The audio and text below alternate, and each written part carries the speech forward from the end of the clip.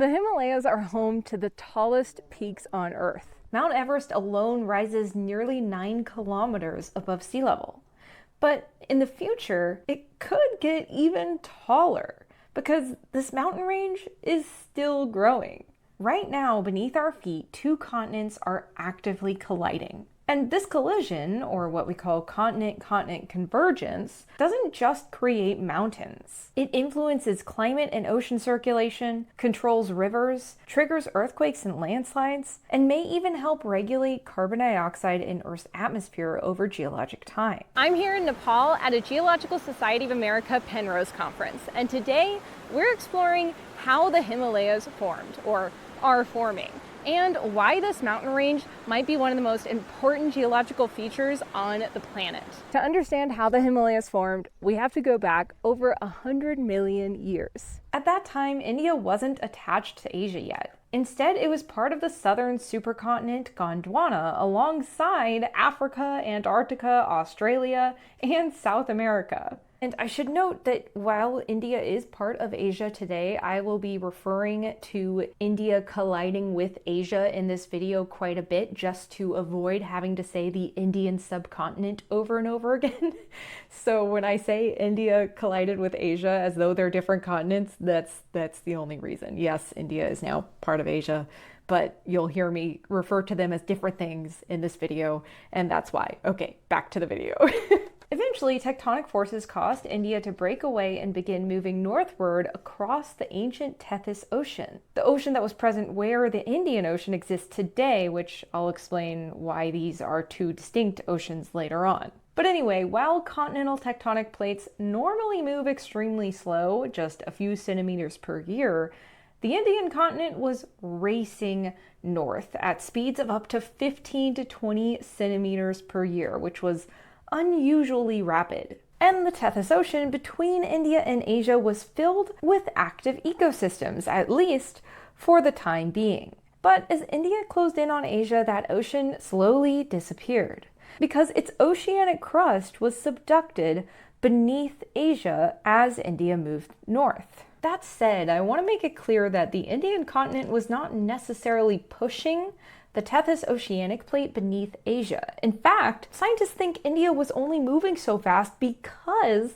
the Tethys Oceanic Plate subduction led to a phenomenon called slab pull, which pulled the rest of the plate and the connected Indian continent toward Asia as that oceanic crust was sucked into the mantle. Slab pull is a phenomenon that we talked about with tectonics expert Steve Bauman in a previous video, and I'll link that down below for reference, but essentially he stated that of the three forces driving tectonic plate motion, which include mantle convection, slab pull, and ridge push, slab pull is likely the strongest. And because the Indian continent was connected to the Tethys Oceanic Plate by a passive margin, in other words, there was no plate boundary separating the two, it was a plate containing both oceanic crust and continental crust, that meant that they moved in unison. And this passive northern margin of India prior to collision with Asia is also the reason there are ancient oceanic sediments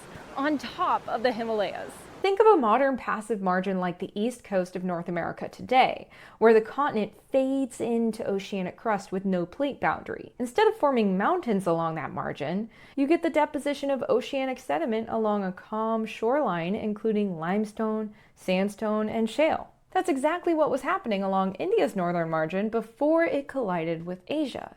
So when it finally did, much of that sediment was shoved upward as the messy uplift of the Himalayas began. So yes, parts of Mount Everest were once beneath the ocean. This is one of the reasons geologists love mountains. They expose incredible slices through time, preserving evidence of ancient oceans, tectonic collisions, mass extinctions, and changing environments. So in short, the Tethys Ocean narrowed as its crust was pulled beneath Asia. India and Asia became closer and closer as this progressed.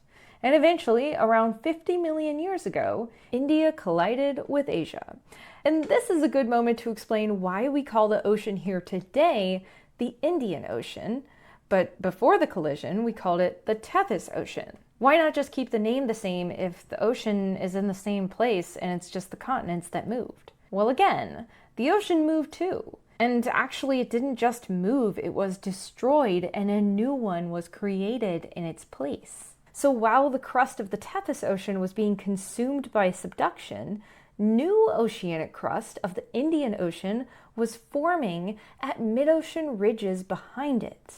Okay, but why didn't India itself subduct beneath the Asian continent like the oceanic crust it was connected to and being pulled by? Well, unlike many questions in science, there's actually a simple answer to this one.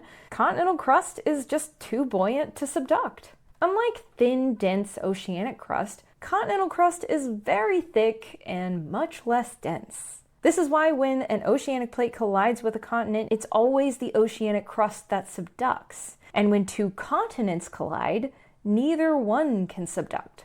So instead, the crust just crumples and thickens, causing fractures and faults to form, and ultimately, blocks of crust are uplifted along those faults to form massive mountain belts. The Himalayas stretch for over 2,400 kilometers across Asia and contain many of the highest peaks on Earth. The Tibetan Plateau north of the Himalayas is also a direct consequence of this collision.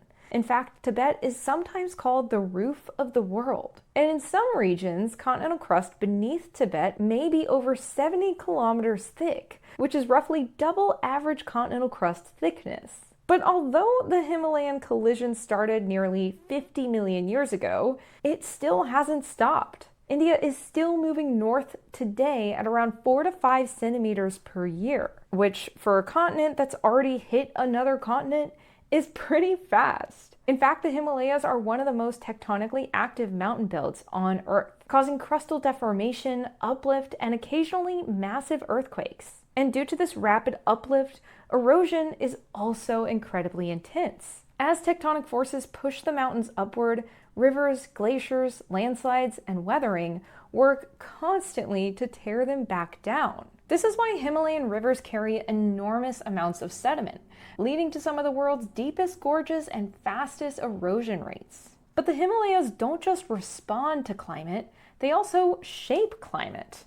The enormous elevation of the Himalayas and Tibetan Plateau strongly influence atmospheric circulation across Asia. These mountains intensify and redirect monsoon systems, affecting rainfall patterns across huge regions. And because of the continuous growth of the Himalayas combined with the massive monsoon seasons here cause such rapid weathering, they also play a major role in Earth's long-term carbon cycle. As rainwater chemically weathers rocks, carbon dioxide from the atmosphere is sequestered during silicate weathering reactions. And over millions of years, mountain building can actually help lower atmospheric CO2.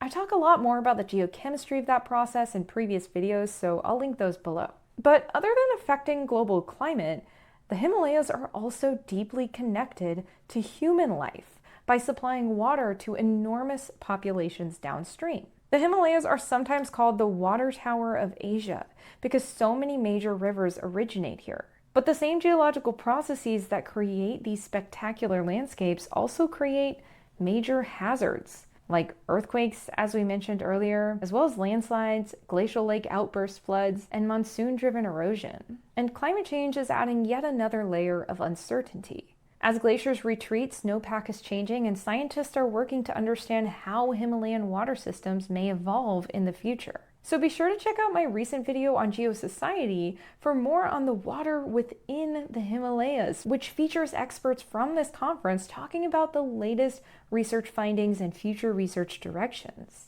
With that, I hope you enjoyed this video, and if you'd like to join an expert-guided GSA field trip for yourself, you can browse and sign up for upcoming trips at the link below.